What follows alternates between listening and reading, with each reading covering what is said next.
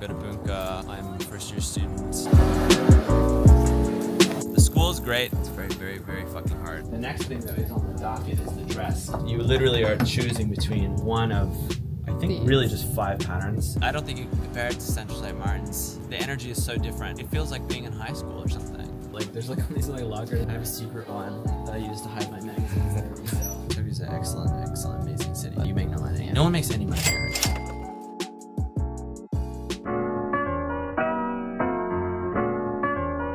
So Leute, wir sind jetzt vor der Bunka University hier in Tokio. Das ist ein bisschen die asiatische CSM. Also ich habe keinen Erfahrungsbericht. Ich habe gerade versucht, welche zu bekommen. Ist aber sehr schwierig, weil die Leute dann manchmal hier nicht ganz so gut Englisch sprechen. Da ist der deutsche Cowboy. Introduce yourself first of all. So my name is Will Pelletier. I go to Bunka. I'm a first-year student in the Kisuga department. So like fashion, engineering, construction basics. I'm Canadian. I've been here for about 2 years in Tokyo. I studied foreign policy before this, and yeah, I'm a country boy. And how do you like it so far? The school or the city or what? Both. Well, I love Tokyo. I came here on a working holiday two winters ago, I guess now, and that was a great experience. I really enjoyed it. I worked as a bartender for a while up in Nishi Shinjuku, and actually really close to here. And I live quite close by. I live about 10 minutes that way, so this is like the neighborhood a little bit. Ah, cool. But yeah, I really love this downtown area. Shinjuku is very fun. Harajuku is very fun. It's very central area. Yeah. The school is great. It's very, very, very fucking hard. Yeah. I don't think people realize that. And then, there's also no, like, I don't know how to describe it. There's no foreigners. Like, there's like there's no, not foreigners. There's plenty of Chinese and Korean students. Yeah. There's no, like, white people. Yeah, okay. There's no white people. There's no Americans. I'm the only white man in the entire program, which is kind of funny. Coming from, like, American or, Western education system, But, yeah, so you have to learn Japanese. You have to know Japanese quite well to be able to function at all. Some people actually have managed. There's some people that have shockingly bad Japanese sometimes, and it's impressive that they're able to get through as far as they do. But it's very hard. It's very difficult. You learn a lot. It's very atelier style, the education. They'll mark directly over your work. You know what I mean? And they have very strict deadlines, and every single stitch has to be, not every single stitch, but almost every single thing that you do needs to be checked. So the actual process to make anything takes a very, very, very long time and has to be very diligently made. So you get, in principle, you get a really good fashion education and a construction understanding, but you have to be very patient, and you have to be willing to, go through that process, because I know already, there's a very high failure rate. There's a very high rate of people wanting to quit, and it's very understandable because it's and so for you as a Canadian, was it hard to get in, or? No, it's actually very easy to get in as a foreigner. You've probably heard about Japanese education, especially in the university system here. Very good universities are very hard to get into. You have to pass a very intense exam. Yeah. Here, it's like they basically accept everybody, and they have just a ridiculous dropout rate. So it's a lot like, it's a lot like home in that way. Yeah. Canada had a lot of schools like that, but I'd say, what did I have to do? I just had to pass, a Japanese. I didn't do the JLPT. I missed the deadline to apply to do the sit-in exam. So I had to find some like third-rate, random, weird-ass, like business Japanese test to take, and then you get the results like the next day or immediately afterwards. So I was able to get that the day before the deadline, pass by about 2 extra points remaining, and then submit that, apply. Then you actually have a sit-in exam, and there's so the regular Japanese students or the nationals, they have to take like a general knowledge exam, which is basically on the level of like a high school education. But foreigners only have to take a Japanese exam. So, you do a writing, or not a writing. You do like a reading test, and then you have a listening test, and then you have an interview. And so, you know, it was actually pretty easy to get into. The tuition's very low compared to other Japanese, or compared to other fashion schools at this level. You know, Bunka's somewhat famous, and it's somewhat well ranked globally. But compared to anyone else on the same tier list, it's like hugely lower tuition. Would you say like the pressure is high, like regarding looking at who already studied here? Like Yohji and everything. I guess, but you know, it's a Semongakko. I mean, there's the university, and then there's a Semongakko. But the Semongakko is like, you're not, you know, you can't really go through your day thinking about like any of there are a few, you know, there are quite a few famous people who came here, but it's, vast majority of people do not end up like that, you know. So of course there's pressure, and you need to push really, really, really hard. And you do see like, the funny thing is they teach you from like level 1. Like if you want to go, like when I lived in London, I lived really close to Central St. Martin, so I knew a bunch of people there, and I'd sneak in sometimes, and it was fun. But you know, if you want to get in there, you have to already know how to sew a good deal. You like have to have a portfolio. Now. You have to have a portfolio, and there's like a whole class, like there's a whole like, you know, summer school for half a year or something ridiculous, where it's just how do you get into this school? How do you make a portfolio so you can apply it? None of that applies. They're like, all right, day 1, how do you thread a needle? How do you, like, the first homework we did for a month was just how to use a machine, how do you thread a machine, how do you thread a lock machine, shit like that. So they teach you from nothing. So they expect you to know nothing. But in that time, you have the freedom within certain hard rail guidelines to kind of pursue whatever you like, but the rules are there. You follow the rules, you do it by their way, and you come out with a relatively high level of construction ability. But you know, within that framework, some people really excel and some people are really struggling. Okay. So right now, actually, everybody in my program, the jacket is like the big thing of the first year. Okay. We're about 2 days off from the deadline. Okay. So everyone is going hard as fuck. Oh damn! Me included. I'm taking a little break. I'm just thinking like, what do I have to do next? And would you say this is the Asian Central St. Martin's, or is it completely different? I don't think you can compare it to Central St. Martin's. The energy is so different. It feels like being in high school or something. Ah, you know? Okay.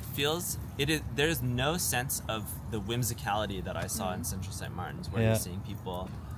I mean, you can see it in the fashion, you know. I mean, Japanese people obviously have a little bit more of a constrained sense of fashion, but when you walk around in Central St. Martin's, people have their boobies out. Like and I say that to illustrate that there's a sense of freedom and a sense of like, you really can do a lot of crazy shit. Look at what Central St. Martin students are doing at the end of their first term, or the end of their first year, and it's like the White Show.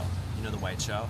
And they all are dressing with these crazy outfits and these insane things. And I thought, how the fuck could you ever do that with this level of like just nitpicking, obscene attention to detail that the teachers are expecting?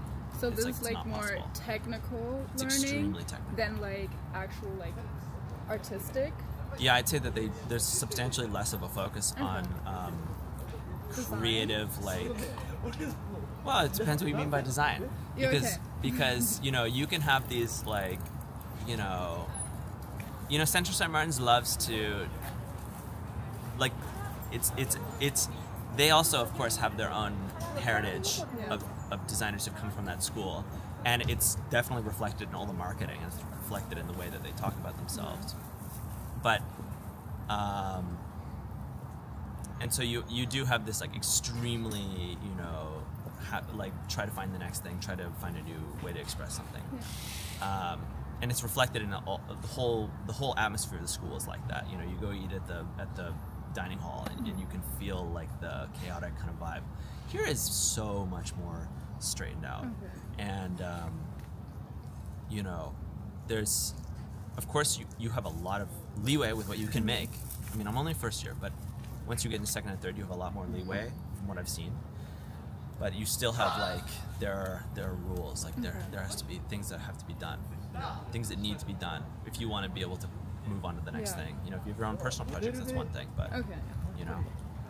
But most people aren't really doing many personal projects because the way that things are lined up, like you just need the time for yes. studies.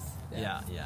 And like, do you learn like old Japanese techniques, or is it like very modern? I don't know if it's hard to say. When you say like old Japanese techniques, like, you know, there's probably a special way to do, like, you know, or what am I thinking, like sashiko or something like that. I mean, you can do that. You can learn how to do that on your own. Okay, but it's like not taught from the... No, I mean, this is the heritage of this school is coming from, like, you know, when they started, this was the first like Western dressmaking school in Japan, maybe Asia. I'm not sure. I don't know if I can say that far, but you know, when they started, you look at pictures from like 100 years ago, and the whole class is all wearing kimono, and of course that was the culture until about the end of the war, and then it kind of more rapidly shifted. But you know, when you're learning, the techniques that you're learning are like directly passed from European standards of construction. And then of course there's a little bit of break off, you know, when we make the block, you know, the bodice block. That's based on their own construction, their own confabulation that's derived from like the conventional Japanese body. So you're making definitely Japanese silhouette. You know, there's a difference between like a Western person, like if you're making commercial patterns or something, they're gonna be a little bit different if you're making for an Asian body versus a Western body versus an African body. So, you know, you're definitely getting more Japanese focused craft, but I wouldn't necessarily go so far as to say that it's, you know, deep dive into traditional Japanese construction techniques, because we're not making Japanese clothes. This is a Western, you know, there's no like kimono class as far as I'm aware. Maybe there's some corner in the basement, I don't know. But you know, the programs that get the most traction and the programs that are the kind of where the money's at, that's all Western clothing. Yeah. You can have Japanese elements, but it's like Westernized. Yeah. Like a lot of things. Yes. Yeah. Okay. Like, how many students are in your like program? About 300 students for the first year, and then there's like about a 20% dropout rate. Yeah.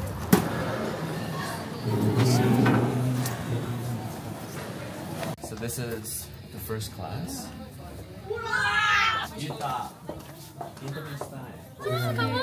Hello. For about 50 people, and there are 2 teachers. So there's the older lady you just saw in the hallway. Yeah. She's the main teacher for this room, and then the younger lady, she's the assistant. Okay. So they have a very big division of roles. Most of the teachers at this level are all like basically retired pattern makers. So they're not necessarily like only design people, but they're all technical designers. Because at this level, they want you to have a very strong technical understanding. And what about the equipment? Because yeah, you want to see? Yeah. So everybody has. You're supposed to buy your own machine, of course. okay. But at school, we've got like these kind of. I mean, they're very okay. You can tell by the yellowing, and some of them are rather old. But they replace them and they prepare them every so often. And so you have these juki, these like they call them semi-industrial machines. So you can use industrial feet and needles and bobbins with a real bobbin case. But it's portable and it's smaller and it's a little louder and it doesn't come with the very physical drawback. It would be impossible to have an industrial machine in most Japanese homes. It would literally just not work. But like here in the school, you don't have industrial machines either. There are industrial machines. You're not allowed to use them. You're not allowed to use them. There's one back there and it's never touched in the entire year. I've not Because we like only use industrial machines. I know. Don't remind me. This is somebody who dropped out, and they have left their draping shit here for months and months and months. Oh man. They gave up. Yeah, like when I was saying, like it's high school, like there's like all these like lockers. Yeah. Everyone has a permanent locker. I have a secret one that I use to hide my magazines that I resell. Nice. This room is where for like the fashion festival that they do like twice a year. A lot of this becomes like a creation space for that specific thing, and it's also like the practice room. So if we can't use our main room for whatever reason, sometimes we come in here. we're making the next thing that is on the docket is the dress. So that they show you, here's your options. You can have you literally are choosing between one of, I think, really just 5 patterns. It's numbered up to 8 or 9, but there's one. So like this is a princess line dress, and this is the same thing but a little bit different design. So you know, when we're doing the pattern making, we do it on a 1/4 basis, and then you're literally just watching her draw the pattern out with, like, here's like this much gap here and this much gap here, and you turn the pattern this way in this section. So you have to follow it exactly, and then, you know, you're observing this as you're making it. You get an idea of what's happening, I suppose. And what about you? What is your main goal fashion-wise in the future? Well, I just really enjoyed sewing, and I liked the design process. I thought it was very fun, and I've always liked fashion, so I thought it was a bit of a whirlwind decision. But yeah, I mean, I would, you know, in the short term, working in the industry for a bit, staying in Japan for a few years, I wouldn't be able to stay here forever. Why? You get paid nothing. You get paid. Okay. You get paid nothing. But like not culturally, like you like it here. I love Tokyo. Okay. I really love Tokyo. But if, yeah, like, you know, Tokyo's an excellent, amazing city. But it's nothing to make money. Yeah, you make no money. Yeah. No one makes any money here. It's crazy. Like, my software development friends, like, holy fuck, dude. Like, move to America. God damn. You guys are making like 1/4, 1/5 what you can make anywhere else. Although it's the same pretty much everywhere. What is this? This is like the pattern making, the first pattern, and then this is the arm pattern, and then this is the actual like mock. This is the toile, and then this is like the toile part 2, and then this is like the fixed pattern. Each step along the way needs to be graded, and then by the time you're done the toile, you're only done about 1/5 of the entire project. So Leute, unerwarteterweise haben wir jetzt einfach sogar eine kleine Tour bekommen hier. Bunka University, ganz cool zu sehen. Irgendwie, ja, auch ganz anders, wie man es von Europa kennt. Also von uns nochmal anders, von CSM komplett anders. Aber kurz zusammengefasst, ich glaube, da sind wirklich talentierte Leute, aber es ist auf jeden Fall vom Equipment her sehr oldschool und generell sehr oldschool. Vom Equipment her voll. Also die dürfen nicht mal so Industrie-Nähmaschinen benutzen, sondern so wirklich deine Nähmaschinen, die du so mit nach Hause nehmen kannst.